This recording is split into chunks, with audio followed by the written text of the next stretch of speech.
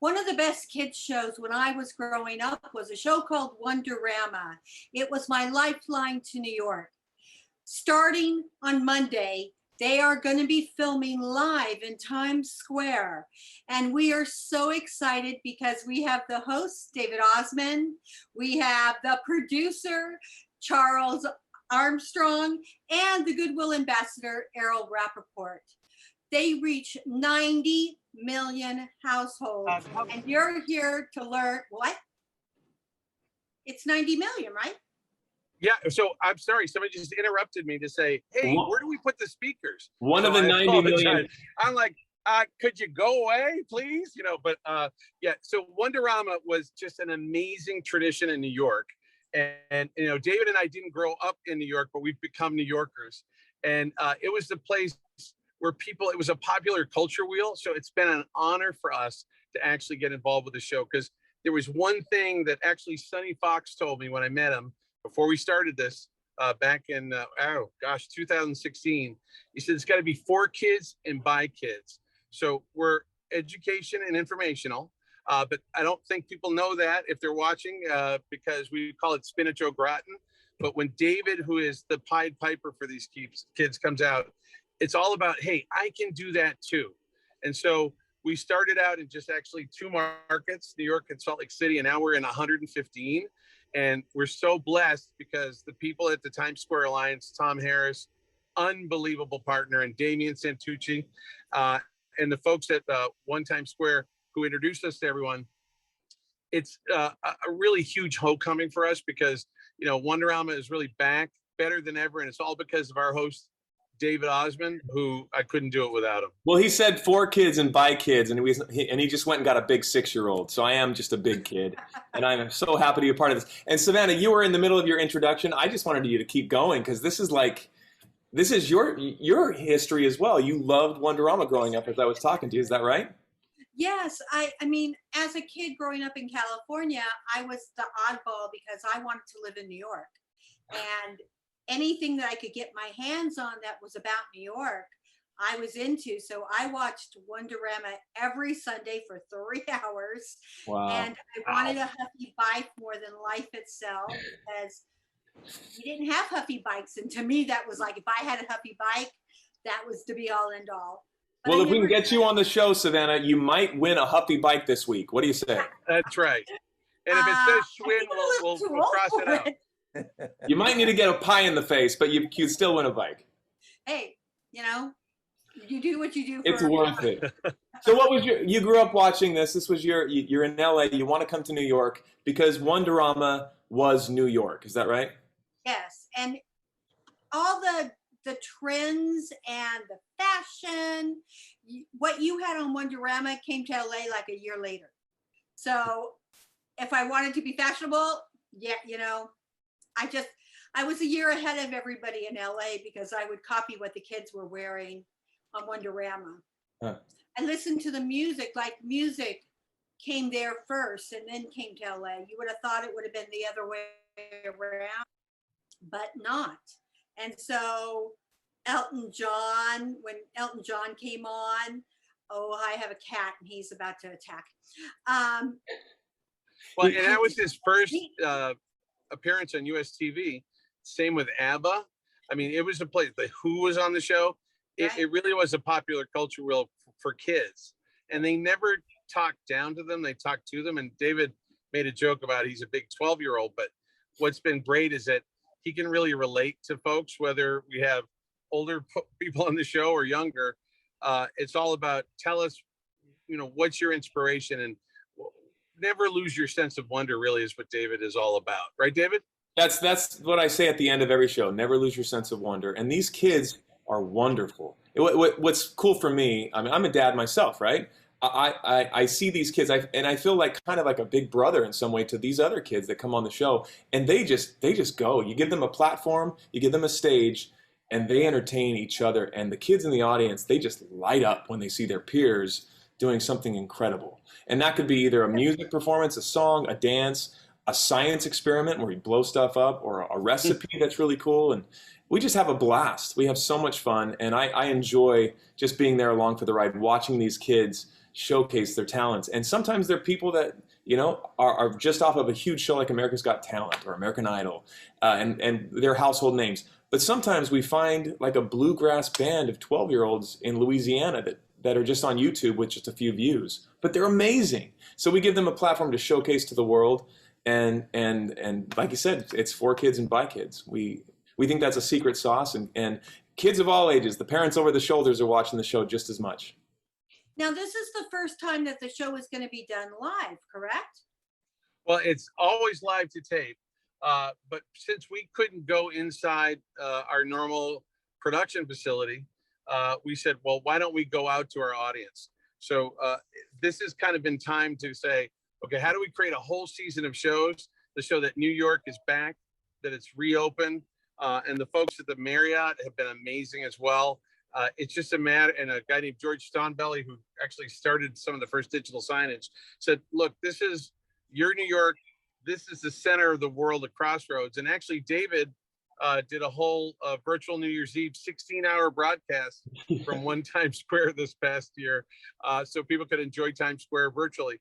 We just think this is our home. But New York is back, and we want to celebrate that by, you know, Wonderama's back as well, to now come out of the studio, to come right into the crossroads of the world, right here on the street, having the kids showcase right here with the big jumbotrons behind them and all that energy. It's going to be, we don't know what to expect. It's going to be a party, I know that. And yeah, I think we're the only show that I know of that's actually taped A, their whole season, and B, for 4 days straight in Times Square. So it'll be interesting. Who can we expect to see in Times Square this week?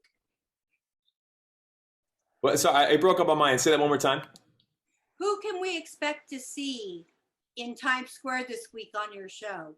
On the show, one of the staples that, of course, we have along with the show, my co-hosts, my dear friends, Coco and Breezy.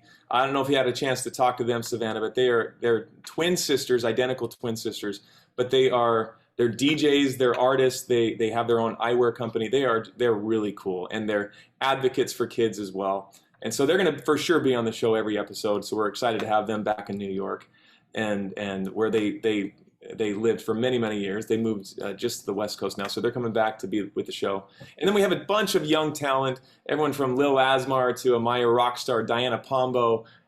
We've got a lot of some talent that we've had on the show before. There's a group called Control the Sound that we're really cool. We're going to have back, and then some brand new talent, either that just came off of like an America's Got Talent or other showcased shows, and then some talent we found online on Instagram and on YouTube that we think are just really incredible that we want to showcase. So we've got a long list. We got 52 weeks of shows to compile and put together, and it's a long process, but it's just a wild ride. It's so much fun. So we got a ton of people in store for you. Right, and I think people from Texas, we had one artist, Matteo, just flew in from Italy, but literally all around the world, because you know New York is really where it all happens, and people are excited to be here. Chuck, can you tell me how you picked David to become the host? I'm still asking that question. What will you think of?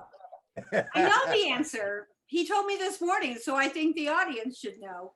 No, I had partnered up with a group called Omnicom, and we were talking about, and they had this whole list of people, and I went down to actually, of all places, meet with his uncle Jimmy Osmond, and he said, I want you to take a look at my nephew. He goes, he can sing, he can dance.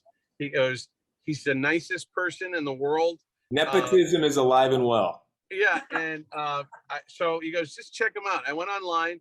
I saw David on a video when he was on the Today Show talking to Meredith Vieira when he was the MS Man of the Year, and I fell in love. I was like, this is my guy. I went back to the agency. They go, what? Osmond? No. I'm like, no, this is, and of course, then it became their idea, and I had nothing to do with it. So I begged David for about, I think it took 3 years, but we finally got him to do the pilot and our first season in 2016. I think we met in gosh, 2013. You know, ironically, we met in a Marriott, and now we're back in Yes, a we Marriott. did. Not only did we meet in the Marriott, we did our first show Our- booking in the our Marriott, very and now we're first- back in the Marriott. Yeah, our very first production in New York, we were at a ballroom at the Marquis, Marriott Marquis, right here. And I remember walking in the room, and what was cool, I love about Chuck is he dreams so big, and I love that. I mean, there's never no is never the answer, right? And sometimes, you know, when you're told you can't do this, like that kind of gives you that motivation. And I love that about Chuck. And so we've been able to accomplish some unbelievable things over the last, well, is it 6 seasons we've had? Five years? Yeah, well, we have now 100 episodes, and we're one of the few, you know, independents. And in fact, we've just joined forces with a guy named Vin DeBona, who's very famous for America's Funniest Home Videos, because he just said, look, you know, when you come out of the COVID-19 crisis, which I hope we're recovering from now, it became important that people could do things together. And one of the things that people and families do is watch television. And Wonderama actually filled a space where mom and dad could watch and not feel like they were being pushed to the side, but the kids still thought it was really kind of a hip place. And so it's an interesting thing. We target a tween and teen, and there really isn't a lot of live action left. And the one thing you'll never see is we won't be snarky. It's all about, hey, let's figure out what really motivates these people so we can inspire others so they can do it themselves. What I appreciate about the show, Savannah, is that it's also EI compliant. We're education information. So we're here to entertain so that we can educate as well. So it's not just a fun showcase for talent and dance and performance, but we do feature a lot of the science experiments. We're learning as we're going, and we're learning in a fun way. That's why you call it, Chuck calls it spinach au gratin, because it really is an educational show. And so we reach a broad audience from, kids from 12 to 92. Right? I got to be honest, like I have so many people across the country, people I would never have expected. I was talking, I think, a great-grandpa, excuse me. He was telling me about his great-grandkids. And he's like, I watch Wonderama every single week. It's my favorite show. I went, what? Like, he is just a big kid. It was like, it blew me away. But the biggest thing that blew me away was when I first started. I had no idea what the brand Wonderama meant to so many people like yourself, Savannah. Like, I had no idea. And I was wearing something like this. I got Wonderama on my shirt. And the first time I came to New York to shoot, I had a Wonderama shirt. And I got stopped by more New Yorkers than you can imagine. Just going through stores, and they went, hey, wait a minute. Is it back? And they're like, that's my childhood. And then I don't even know these people, and they're stopping me, telling me stories about, Sonny Fox and Sandy Becker and Bob McAllister. And I'm like, yeah, these guys are legends. And I didn't even know it. And it just blew my mind, the affinity that people had, especially New Yorkers, to this show. It is a homegrown show. It's true to New York. And so we're so honored to keep that tradition alive. Be in Times Square, of all places, to do it now. I don't know what to expect this week, but I got good things in store, I'm sure. Well, I'm sure you're going to get a lot, because it's blowing my mind that every paper, every outlet isn't going, oh my God, the show is filming in Times Square. And you guys are starting tomorrow. Well, and it's crazy. Well, and a lot of that, thanks to you, they know. So thank you. You're welcome. No, I was excited when Errol told me. I was like, yippee. Because again, it is my childhood. It is my past. That's and cool. Well, and there's a quick story that David and David tells it better than me, so I'll let him, but we had an interview with a woman who had won America's Got Talent, and we were down at South Street Seaport, and she played the ukulele. David, you want to take it from there? Oh, yeah. So we have a lot of talent. Again, we showcase all over, and we went down to the Seaport, and she was doing a concert there. So we show up with our camera crew. Side story, we got locked in the elevator. It was a whole other thing. That's another story for another day. Actually, we finally got out of the elevator. Yeah. We got to the dressing room where she was, and these two huge dudes, bodyguards, were blocking the door, and they're just like, hey, where you going? I'm like, oh, we have an interview with the talent here. And they're like, well, who you with? I'm like, we're here with Wonderama. I couldn't finish the sentence before these guys just melted. Like these big gruff guys like, Wonderama, like almost freaked out at us. And they said, dude, and they start talking to each other about the glory days of Wonderama. Dude, I was just telling you this morning, I learned how to tie my shoes watching Wonderama. They're like, we love you guys. Come on in here. And they were just like brothers at that point.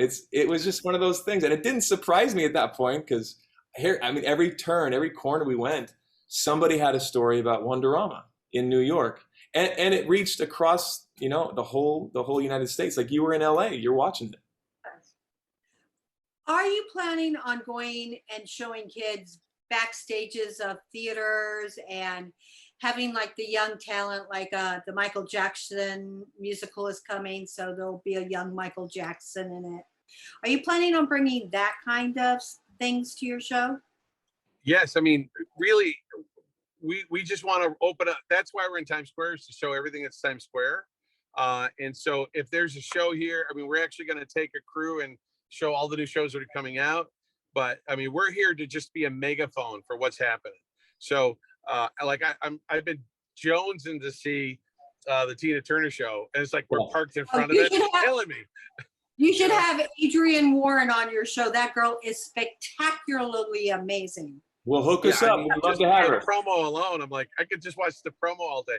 But no, anything that is Times Square, anything that is New York, anything that, you know, the folks at the mayor's office who have been amazing, like Lorraine Grillo and Gary Jenkins, and we're gonna have the COVID vaccination command center here, so people can learn more about what's happening for vaccines. It's just all about, we're here to be the vessel and message and say New York's open, you know, it's going to be safe, and also look at all the things that really only happen here.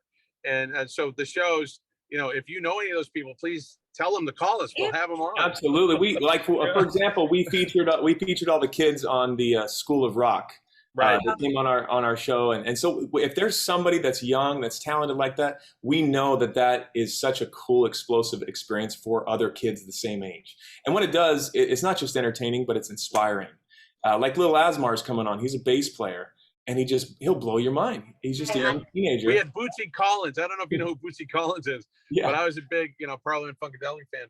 And Bootsy like did a promotion with David and Lil Asmar, and it was like, you know, the father and the son, and that's the thing. How do we just communicate that, you know, somebody was always young and they started somewhere, and how did they get that motivation, or how did they get that break? So that's kind of what we want to do. I think you're an inspiration, David, because you're somebody that does have a debilitating disease. You do not look it, show it, whatever, and your attitude is amazing. Thanks. I think people that are like that are truly inspirational, because with COVID, a lot of people have gotten sick and have gotten disabilities, and now they need ways and people to show them how to get to the next level. We're all fighting a good fight. You know, life is tough, but as my dad says, so are you. So you be tough on the back. And he has that tenacity. And so I stand on the shoulders of giants. I come from a large family, all entertainers. I just thought every kid's dad was in show business, and I just fell into that family business, you know. And I've been singing since I was a little kid. But we all have struggles. We all have challenges. We're all fighting a good fight. But as we unite and we bond over that, there's strength in numbers. Whether you know, whatever the challenges, they come in different degrees and different intensities. You mentioned my challenge. Mine is multiple sclerosis. It's the same thing that my dad battles. When I was just a little kid, my dad was diagnosed, and the mantra he had that he lives true to. He always told me since I was a little kid. He said, "David, I may have MS, but MS does not have me." And I love that stubbornness, kind of, in some ways. Because that fight that's inside of him, it's not just a bumper sticker. He lives his life that way. And you could call him today. We could add him to the Zoom. I'd love to, actually, because he is my hero. He's my inspiration, and we learn from each other. You know, the hearts of the children turn to the fathers. And I think that we need more stories like this. I actually started a site called Encouraging Good News, but I didn't have enough time to do it.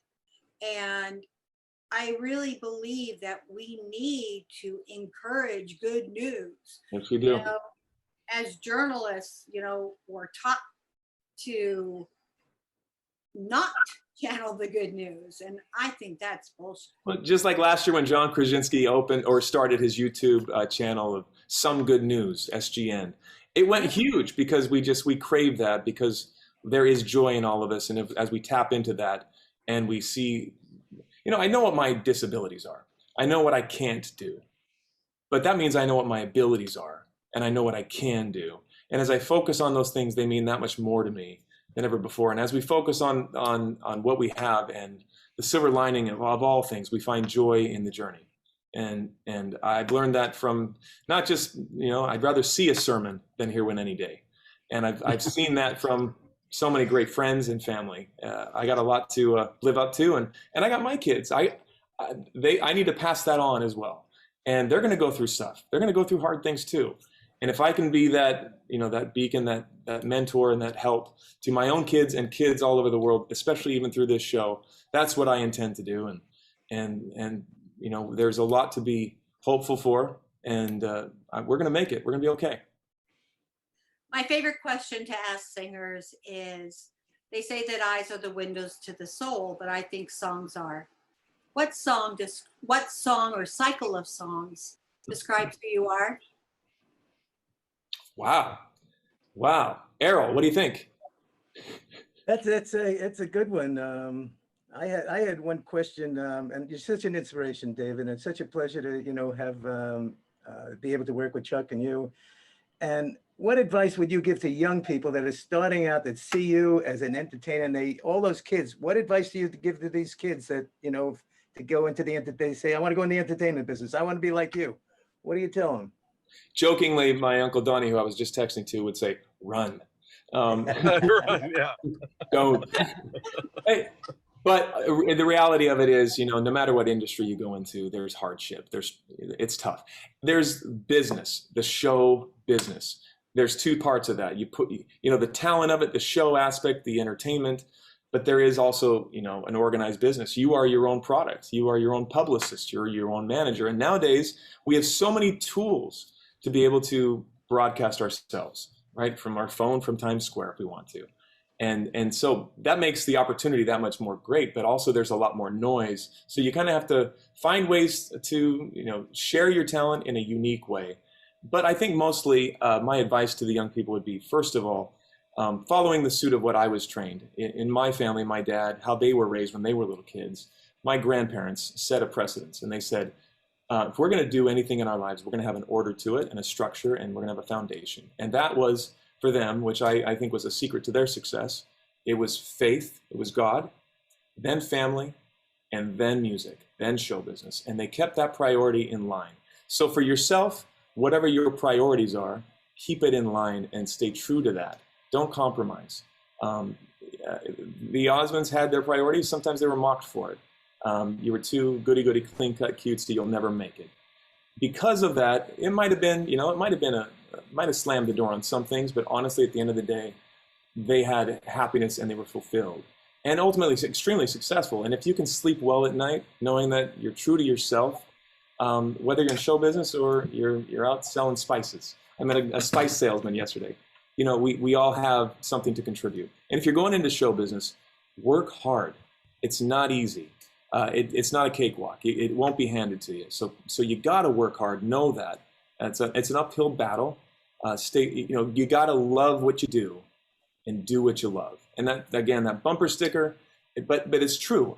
Find every opportunity that you can to showcase your talent, whether it's going to be a local talent show, a local community show, to your friends and family. Find ways to get on stage, get experience. Time on stage will do you wonders. That 10,000 hours principle is the same thing. Get experience, hone your craft, surround yourself with people you trust and that are good people that have your principles that you've established in line, and you'll be successful. You may not sell 100 million records, but you'll be successful. There's a difference between success and being successful. David, can I just ask a quick question? is there a third generation of entertainment Osmonds? Because I love the Osmonds. To me, they're the best. Is Well, there a third generation? My dad considered me and myself and my brothers his retirement program, so we're still working on that. And I'm looking at my kids. Maybe I should do the same. You know, I look at my kids. I have 2 daughters and a son. I have 2 girls and a boy. And How old are they? They're 12, 10, and 6. And they are so much fun. They're entertainers. Like, it's in them. There's Osmond in there big time. I don't think they're going to go into show business. My middle daughter, she might. She's got a big voice, and it's so much fun. Right now, it's all about club soccer. They are soccer fanatics and having so much fun. My son, who's 6 years old, he might. He's got this beautiful tone, perfect pitch, and I'm just like, I might help develop that if the passion is there. I think I might help that. Yet I have plenty of nieces and nephews that might also follow suit, and lots of cousins who have children too. I bet you there will be a third generation. I actually have some nieces. My oldest brother has 5 girls and 1 boy. And yeah, and his girls actually have been performing together for many years, and they're cute and they're awesome. Not so much anymore, but they were kind of going by the Osmond girls for a little bit and having some fun with that. So that it's possible. There's still time, and there's plenty of Osmonds to go around. So I'll keep an eye out for you. Yeah, good news. Good news. When are you filming in Did Chuck Times fell out of the Square? truck? Chuck fell out of the truck. I think he went to go check on your set. Oh, hopefully everything's Your set okay. is outside the truck. You hear me? David, did you move to New York? Did you have to move to New York? You know, was that Chuck talking? No, I was talking, Magda. I hear like a feedback. Oh. Okay. I heard your question. I actually lived in New York years ago. I went to NYU. I was in the education of music department, and had a blast. Had so much fun. I've lived here. I've loved it. Currently, I live back in Utah and do the commute and come back here as much as possible. And what's nice is because you mentioned the live to tape, how we're doing the live shows. We're filming as much as we can in one tranche. I can come back here, spend a bunch of time, get as much production done as possible, and then be back home with my family. And I bring them to New York as much as I possibly can. They had a bunch of, funny enough, soccer tournaments and things going on this week, so they couldn't be with me. But they loved it. It's very, but the energy of this city is there's no other place like it on earth. And I've always loved coming back. Coming back in this time, it had been Especially so long. life salesman. Say what? I Oh, I thought I heard something. I think there's a communication of something come in here. Coming back in here, it's been so long since I've been to the city. It was a little surreal.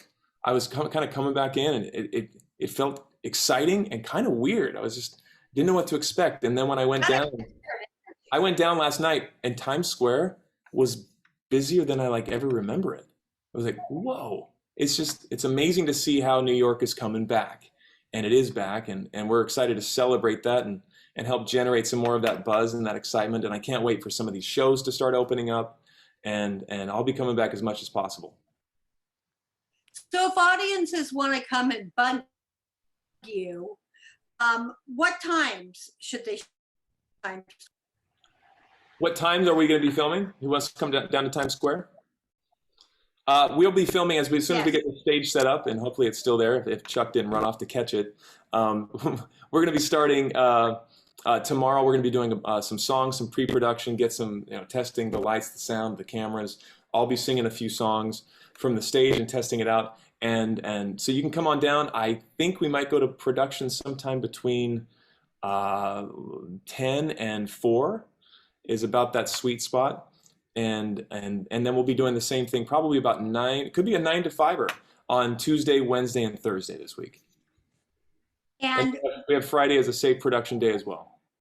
And my question to you again, what song or cycle of songs describes who you are? We didn't get to that. As I was thinking about that, there's so many shows and being in Broadway. In fact, I was just, as I mentioned, texting Donnie, we were just talking about Joseph.